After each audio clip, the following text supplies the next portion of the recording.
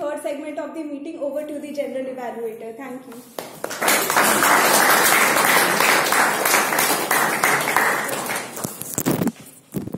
Now I'd like to call the Toastmaster of the day, Sean, on the stage.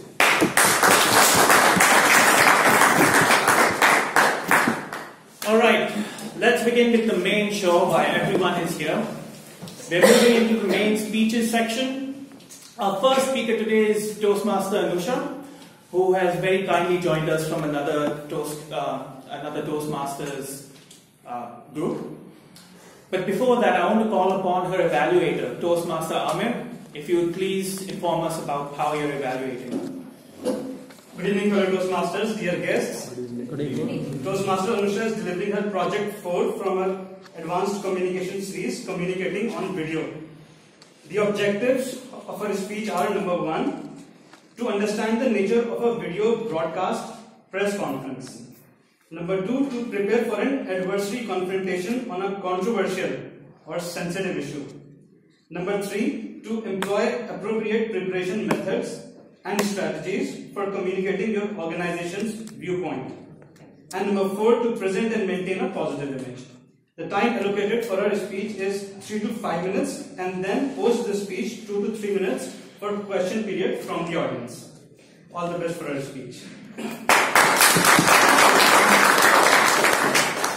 Now, I don't know that much about Toastmaster Anusha. I've only met her once. But the first time I did, she was very impressive in her speaking. So I think it's safe to say that we're in for a treat. Toastmaster Anusha, would you please join me on stage?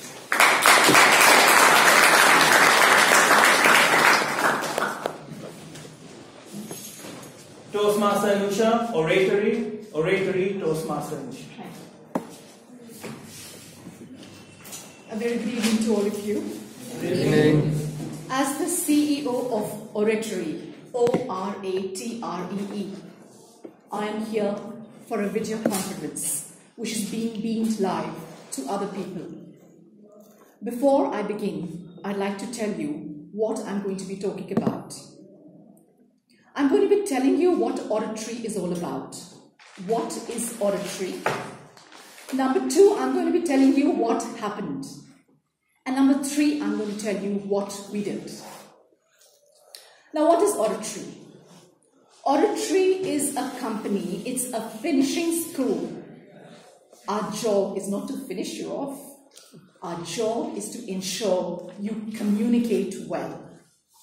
Our job is to ensure that you learn how to speak, not very far from a lot of what you're doing here, on how you communicate, on how you use body language. A simple thing as a handshake, we teach you in detail. Not only that, we are a very hardworking company which has been here for the past 10 years. We have immense amounts of research and backup, which is there to help us with you. What do? Let me cite an instance. We give you studies from UCLA. How many of you have heard the name Robert Mehrabian? Well, we teach you that 55% of what you speak is your facial expression. 38% of what you speak is the tone of your voice, and only 7% is the content. Did any of you know about this? I doubt it. Then we've taught you things like, a lot of you have heard of fake it till you make it. Who's the person who gave this theory? Anybody? Well, we teach you Amy Cuddy. She gave you this theory. Have you heard the name of Vanessa Van Edwards? Anybody? You have? Thank you so much. Would you know anything about her? A little more? Yes. And she teaches about leadership too. Thank you so much. So that young friend of mine has validated. We are teaching you things we have researched out. We are not a finishing school out from the blue just to milk you for your money. We are here to give you concrete data. We are here to teach you how to dress, how to talk, how to walk, and how to conduct yourself. Now, whenever any company is set, there are bound to be problems. We are 10 years old. We had our first problem a week ago. What was the problem? Now, all of you know we conduct role plays during things and activities we carry out. You must have heard of role plays, everybody, right? Now, during the role play, what we had these standees which were there, and they were in the form of an opening like that. Somebody had to pass through them. This was on a stage. What happened was a brick, unfortunately, fell from the roof, fell on the standee, it fell on a girl, and her whole eye was injured dramatically. She was bleeding profusely. I told you what we are all about. I've told you what happened. Now let me tell you what we did. We have a standby first aid team. Immediately we rushed her to the first aid team. They made sure her eye was not damaged. Then we took her at our expense to Max Hospital. And everything which was done was at our expense, mind you. She had full insurance, but everything which was done was at our expense. She stayed in the hospital for a week. She is fine now, and she's back home. But there's a problem. Her mother is really annoyed. Annoyed is a very mild word to use. Her mother thinks that we were lax. Ladies and gentlemen, for 10 years we've had no problems. Secondly, this brick fell from the roof. It could have been from anywhere. It was Providence. It was not us. What did we do? Immediately we rushed her to the hospital, and before that we gave her first aid. We are not that great an organization that we can foot bills of expensive hospitals. But we made sure the 10 lakhs, mind you, the 10 lakhs which was spent was entirely out of our pocket. She is safe now. She is happy now. Now, do you think the mother, or anybody for that matter, is justified in blaming us? We are a fledgling organization when it comes to communication, but we are doing our best. And we want you to understand that. And because of that, I'm opening the house for questions, to question me on any aspect you felt we made a mistake on. Thank you.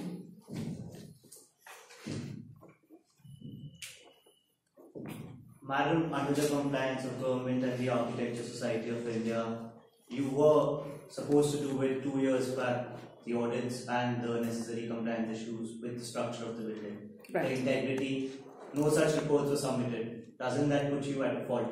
May I tell you, where are you aware where the role playing was conducted? As an audience, are you aware where the role playing was conducted? It was not on our premises. We've got all the audits done, they've been done on time, and we have the certificates which are right here. I carried them to ensure that you do not think that we are faking it while we are making it, right? That was IIM Ahmedabad. I did not want to say it, but now that you've asked me, I have to name the institute where the brick fell, and that also was from a very precarious point, which unfortunately missed whatever safeguards they had to take. If I were to go around auditing their premises, I would not be given an opportunity to go there again. I hope that satisfies you. Come to my organization, come to my auditorium, and come and see the status of the things which are there. Any other questions? I would like you to ask because I feel vindicated. Yes. From what I heard, you just said that the mother was blaming you. Yes. Don't you think the mother is fairly and squarely within her right? Because end of the day, irrespective of the building you choose and who audits, it's absolutely my prerogative, and it's fairly and squarely lies in my domain. You know, in the US, they have laws that if somebody trips in your front yard, it's your problem to have it swept and clean. Even McDonald's, they have to serve coffee and they have to write that it's hot. I mean, that's a bit... That's a wonderful question. I really laud you for that. Now, since I'm handling this particular situation, let me tell you, when did the mother complain? After each penny of the 10 lakhs had been dished out to the hospital. After we transported her child back to the house. Then suddenly what happened to her? What was the complaint? If the complaint was that we were lax.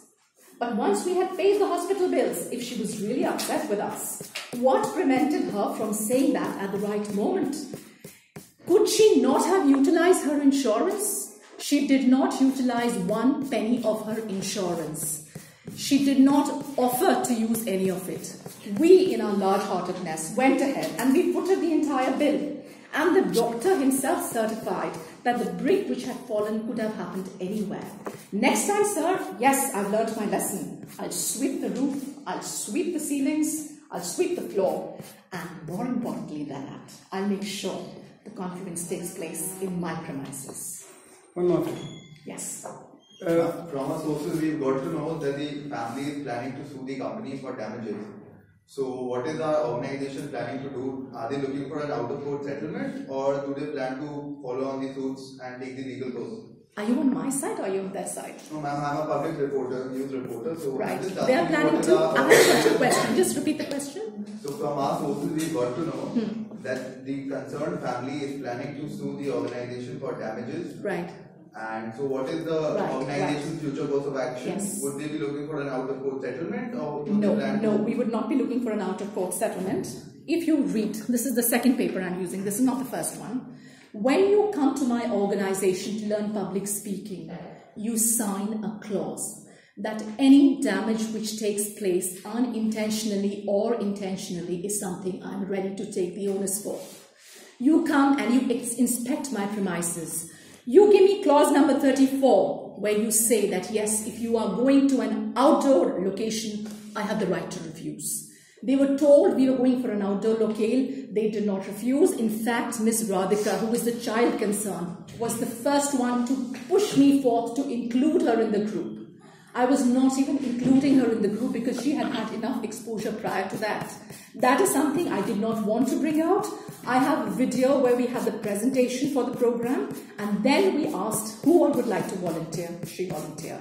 We seem to have run out of time. We'll take your questions offline. Thank you.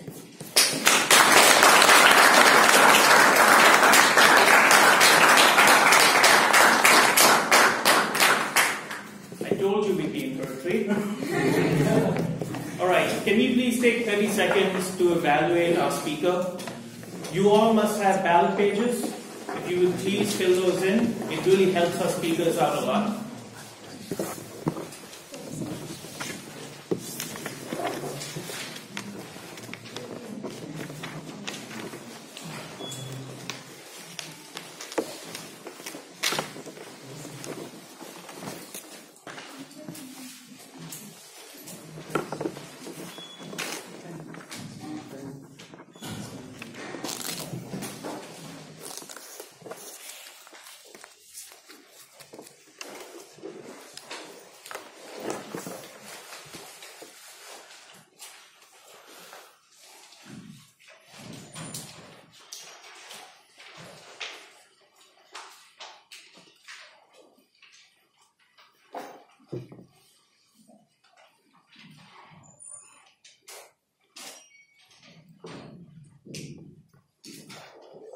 Alright, thank you very much. Our next speaker is Toastmaster Priyanka. However, before I invite her on, I want to ask her evaluator, which is Toastmaster Surbhi, to please explain to us how she's evaluating.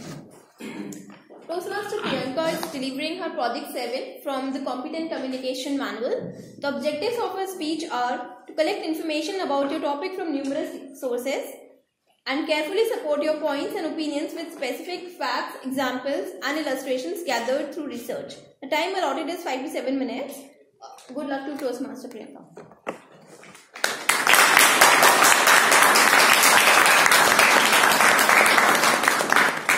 So on my survey, I asked all the members to give one positive trait about Toastmaster Priyanka. And they came back with, she has a lovely sense of humor, her looks, she is unique, she is jolly, well-read, and kind. And I absolutely agree with the last comment. Toastmaster Priyanka, if you would please join me on stage.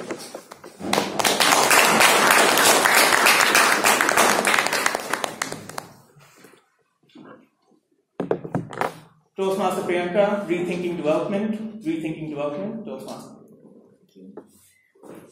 Good evening, everyone. Good evening. What comes to our mind when we think of development? I can think of something that comes to my mind. I tend to lose a lot of pens. So, and it used to be a huge inconvenience.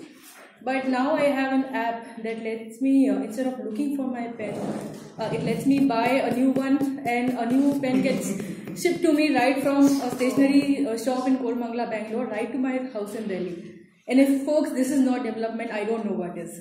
But in more formal terms, the world measures development in terms of economic growth. And economic growth is measured by gross domestic product, or GDP. GDP means the collective amount of incomes generated and the amount of consumption and expenditure happening in our country, and collection of all goods and services. I'm yet to come across any one person who thinks to themselves that wouldn't it be nice if I earned a little less, or if I had less money to spend on my favorite things. And because I have failed to find even one such person, I assume that this GDP indicator is a right indicator for average humans' well-being. So the biggest factor that supports GDP as an indicator of development and well-being is that it is claimed that it helps eliminate poverty. But is that really true? And this whole misconception makes people like me, whenever we are in any social setting, makes me look like a villain when I bring up points against GDP. And in general, people have stopped inviting me to parties anymore, despite my charming personality, which has come across in the poll results. Let's say, so if, let's just figure out if GDP is actually a real measure of development. First point against it would be the amount of income inequality that it fails to acknowledge. Recently, you would have all heard the news that India has become the 6th largest economy in the world based on GDP. And despite having such large GDP, can we say that India is actually a wealthy nation? No. Our GDP is 2.6 lakh crore US dollars. I can't imagine that amount in my head, so I will simplify it for you guys also.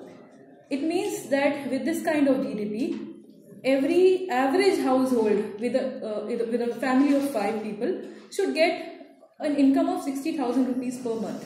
But is it true in reality? The poverty line is 4,000 rupees per month, only 4,000 rupees per month, and yet more than 1/4 of Indians are below this line. So, we don't realize it because we live in a city like Delhi where there's a lot of concentration of wealth.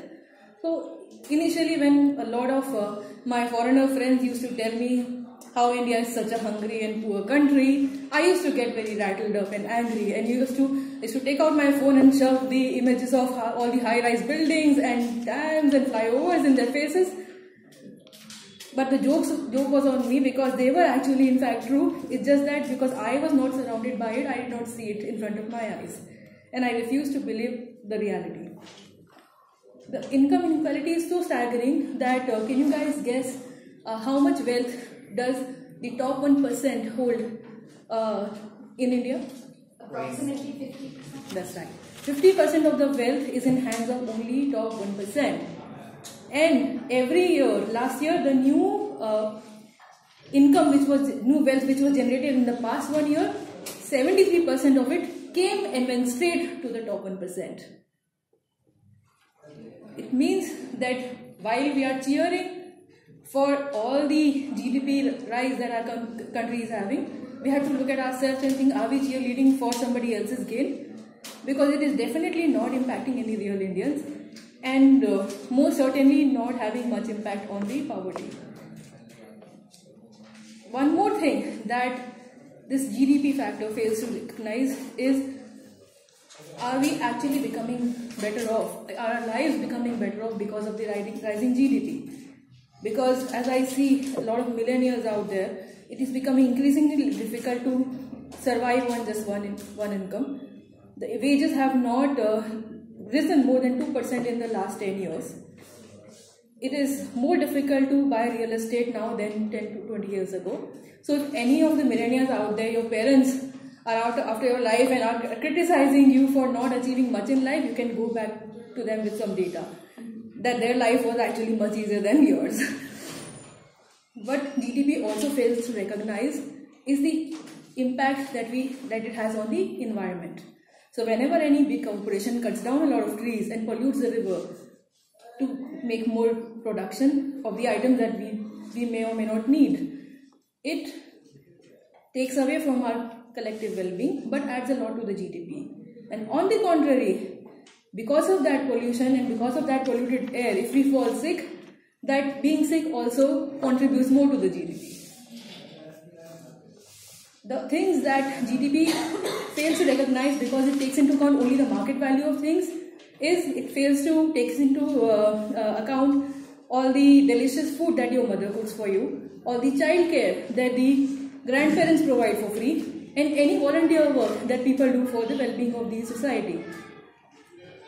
It also fails to recognize the fact that people, if they walked a little more instead of driving, if we had open borders and did not constantly spend a lot of money on fighter jets to protect our country, and if we just generally lived a more leisurely, happy life with less consumption, it will not have any effect whatsoever on our GDP, but will most probably lead us to a better and more developed nation. So in the end, I would say we should really rethink about the metrics that we choose to measure our development, and maybe it's time to come to a more accurate definition. Thank you very much.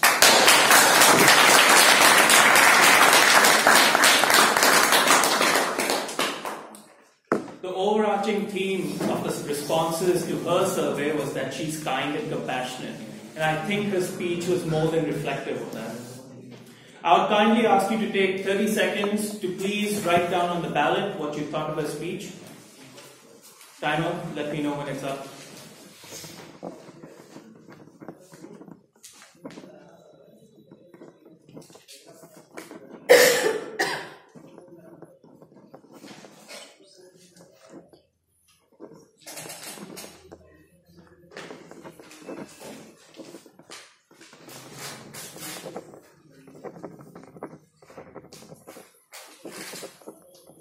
All right, thank you very much. Now our final speaker for the night is Toastmaster Hemant. Before I invite him onto the stage, I would like his evaluator, Toastmaster Lakshay, to please explain to us how he's evaluated.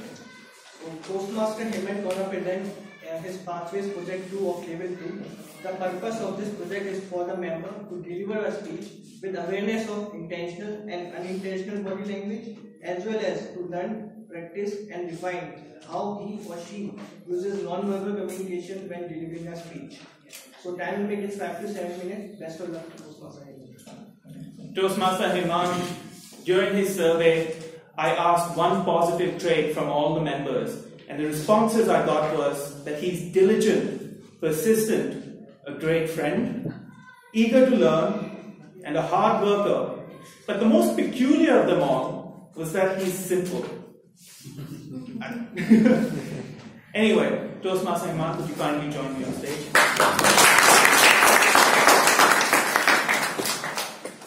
Toastmaster Hemant, Guru, Toastmaster Hemant. Guru Brahma, Guru Vishnu, Guru Deva Maheshwara. Guru is as equal as the God. Good evening, fellow Toastmasters and dear guests. Yes, I am talking about Guru, also known as teacher, mentor, guide, etc. Why do we need them? Yes, because they guide us to choose the right path in our life. Now remember, when the very first time you met your school teacher, since then to your current boss,